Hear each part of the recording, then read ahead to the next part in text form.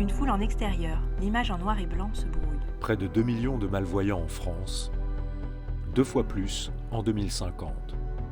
Pourtant, personne ne sait vraiment ce qu'ils vivent au quotidien. Et si vous vous mettiez dans la peau d'un malvoyant le temps d'une visite? Lever de soleil tout en couleurs sur la Seine et le musée d'Orsay. Le musée d'Orsay et Valentin Huy présente « Dis-moi ce que tu vois ». Installation dans le musée d'Orsay.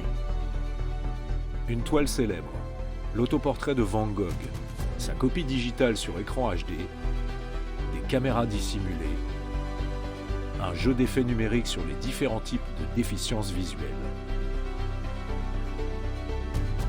Une expérience inattendue et immersive sur la malvoyance.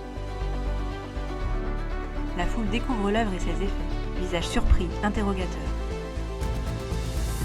Et donc je me suis demandé si c'était pas moi qui avais un problème de vue à ce moment-là. C'est une expérience que tout le monde devrait vivre en effet pour se rendre compte du handicap de certaines personnes.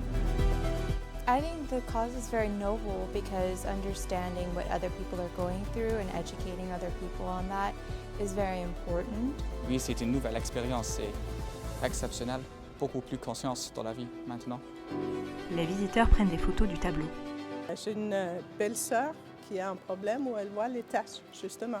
Et là, je me suis dit, c'est ça qu'elle vit, c'est ça quand elle m'en parle.